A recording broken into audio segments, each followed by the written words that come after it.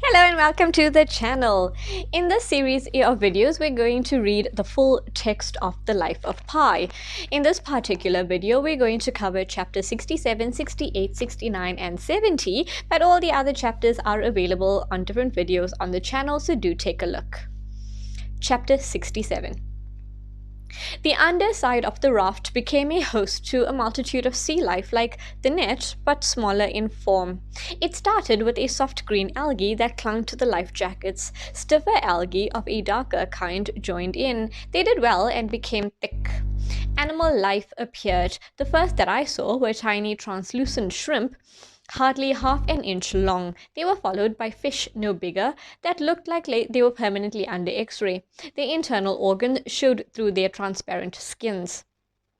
After that, I noticed the black worms with the white spines, the green gelatinous slugs with the primitive limbs, the inch-long motley-colored fish with the pot bellies, and lastly the crabs, half to 3/4 of an inch across and brown in color. I tried everything but the worms, including the algae. Only the crabs didn't have an unpalatably bitter or salty taste. Every time they appeared, I popped them one after the other into my mouth like candy until there were none left. I couldn't control myself. It was always a long wait between fresh crops of crab. The hull of the lifeboat invited life too, in the form of small gooseneck barnacles. I sucked their fluids, their flesh made for good fishing bait.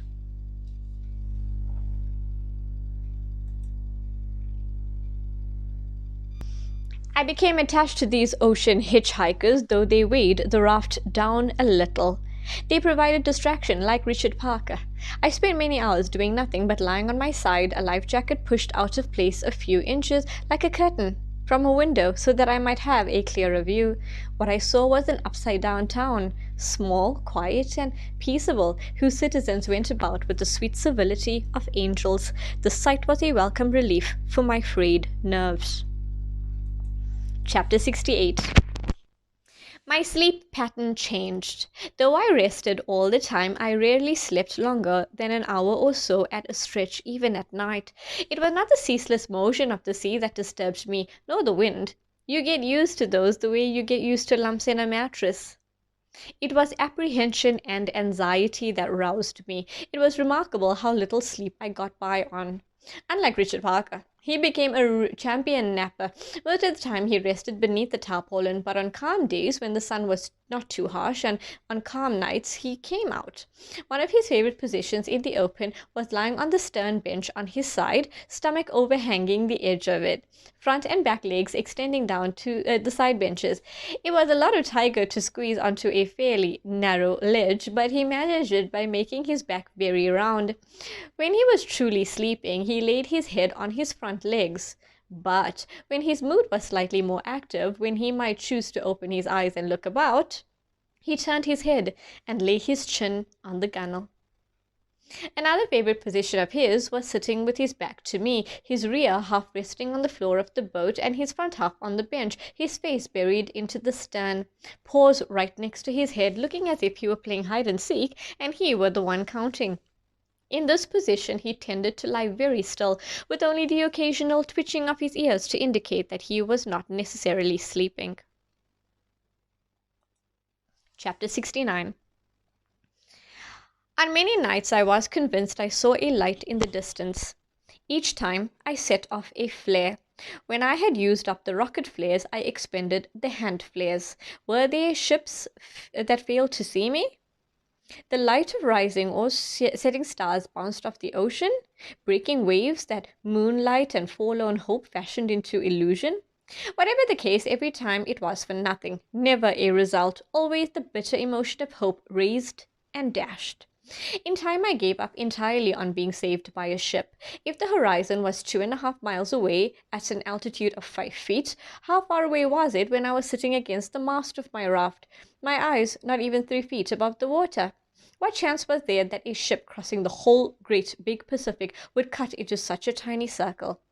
Not only that it would cut into such a tiny circle and see me. What chance was there of that? No, humanity and its unreliable ways could not be counted upon.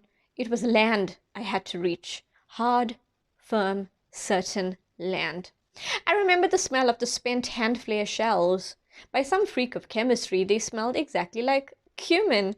It was intoxicating. I sniffed the plastic shells, and immediately Pondicherry came to life in my mind, a marvelous relief from the disappointment of calling for help and not being heard. The experience was very strong, nearly a hallucination. From a single smell, a whole town arose. Now, when I smell cumin, I see the Pacific Ocean.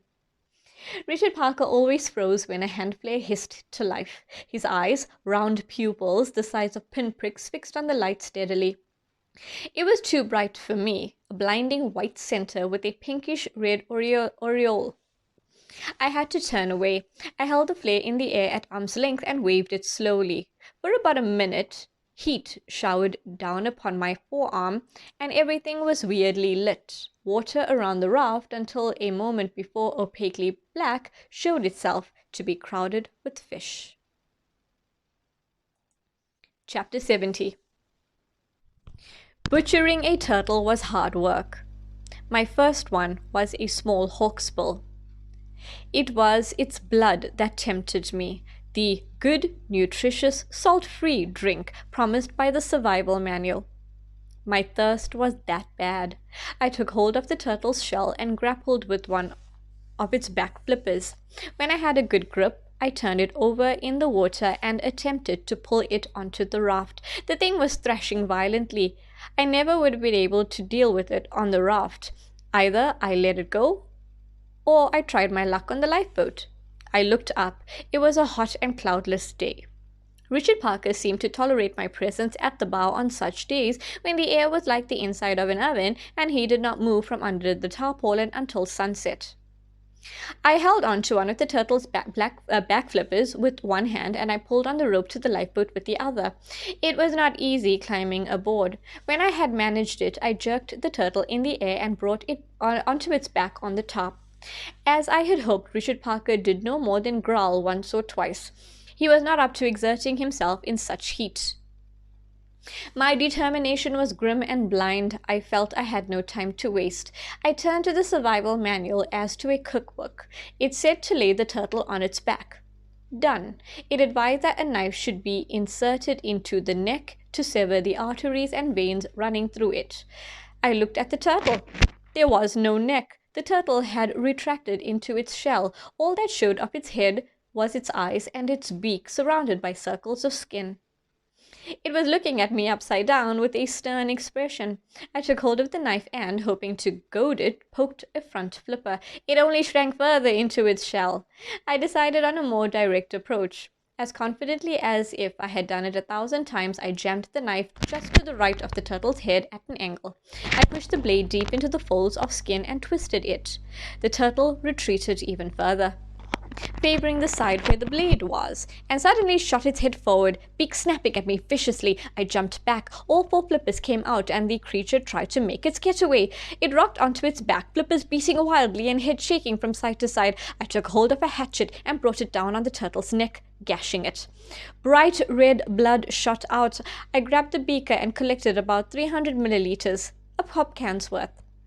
I might have got much more, a liter, I would guess, but the turtle's beak was sharp and its front flippers were long and powerful with 2 claws on each.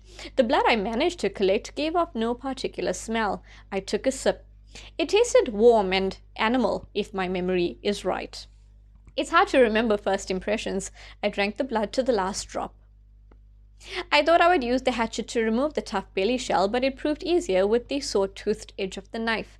I set one foot at the center of the shell, the other clear of the flailing flippers. The leathery skin at the head end of the shell was easy cutting, except around the flippers. Sawing away at the rim, however, where the shell met shell, was very hard work, especially as the turtle wouldn't stop moving. By the time I had gone all the way around, I was bathed in sweat and exhausted. I pulled on the belly shell. It lifted reluctantly, with a wet sucking sound. Inner life was revealed, twitching and jerking, muscles, fat, blood, guts, and bones, and still the turtle thrashed about. I slashed its neck to the vertebra. It made no difference. Flippers continued to beat. With 2 more blows of the hatchet, I cut its head right off. The flippers did not stop. Worse, the separated head went on gulping for air and blinking its eyes. I pushed it into the sea. The living rest of the turtle I lifted and dropped onto Richard Parker's territory. He was making noises and sounded as if he were about to stir. He had probably smelled the turtle's blood. I fled to the raft. I watched sullenly as he loudly appreciated my gift and made a joyous mess of himself. I was utterly spent. The effort of butchering the turtle had hardly seemed worth the cup of blood. I started thinking seriously about how I was going to deal with Richard Parker. This forbearance on his part on hot, cloudless days, if that was what it was and not simple laziness, was not good enough. I couldn't always be running away from him. I needed safe access to the locker and the top of the tarp, no matter the time of day or the weather, no matter his mood. It was rights I needed, the sort of rights that come with might. It was time to impose myself and carve out my territory. Okay, that brings us to the end of chapter 70. Stay tuned for 71.